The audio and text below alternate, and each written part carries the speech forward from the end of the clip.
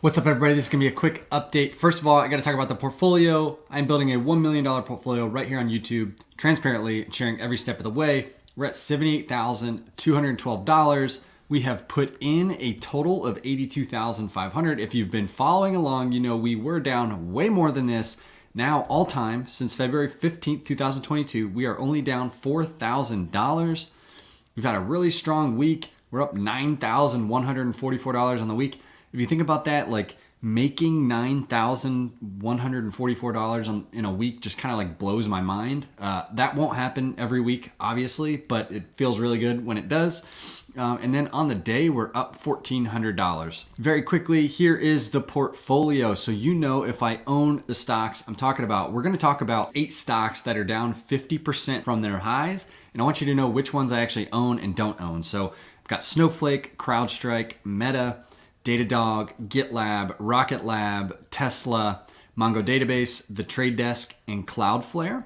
And so we're gonna jump over to this tool, Ouija. I think it's a really awesome tool for visualizing different sets of data. Right now, we're using a software as a service dashboard. There's all kinds of other stuff, which I'll go into more videos of how I use Ouija in the future. I'll provide a link down in the description to bring you to this exact dashboard and everything we're looking at so you can kind of play along and use the product as well. What we're looking at here is a graph of software as a service companies, and we're looking at enterprise value to revenue. On this axis, it's the annual revenue growth rate. So as you go higher, this is 50% revenue growth, 100%, 150%, and 200%, which is the only one even close to that is Bill.com.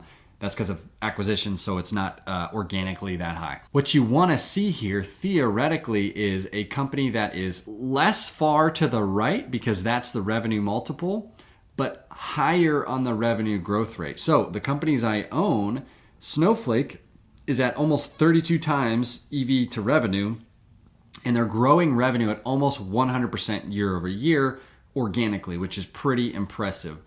Datadog, another company I own, 27 trailing enterprise value to revenue. And so remember that, that's trailing, not forward looking. So it doesn't take into account, next year or the year after. But they had 82% revenue growth rate. And so those are the 2 companies I own. I also own Cloudflare. Datadog and Cloudflare report this week, so I'll do videos on their earnings. And we've got Cloudflare at almost 23 times trailing revenue with 54% revenue growth. So if you notice, those are the companies I own. Yes, they're expensive, but they are some of the fastest revenue growers. Now, Zscaler is another one. I don't own Zscaler. It's growing revenue at 62. It did grow revenue at almost 63% year over year. And it's got a lower trailing 12-month EV to revenue than Cloudflare.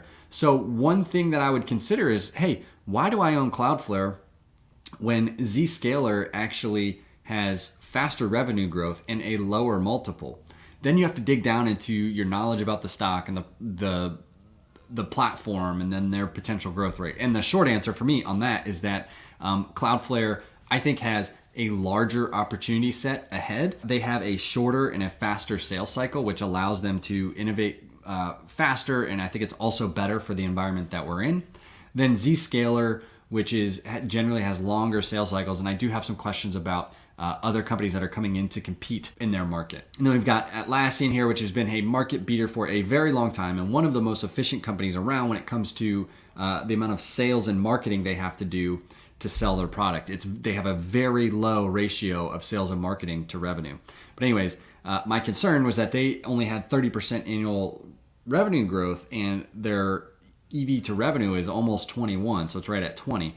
For me, I would rather own Cloudflare at 53%, almost 40% higher growth rate and a little bit higher multiple than Atlassian. But Atlassian's a fantastic company. Shopify, 16% annual revenue growth rate and 8 enterprise value to revenue.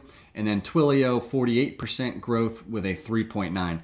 And so, these 2 deserve some consideration because if they have sustainable revenue growth ahead and they can get to a path to profitability, they are trading at a cheap enterprise value to revenue. But sometimes there's a reason for that, and sometimes things trade cheap for a reason.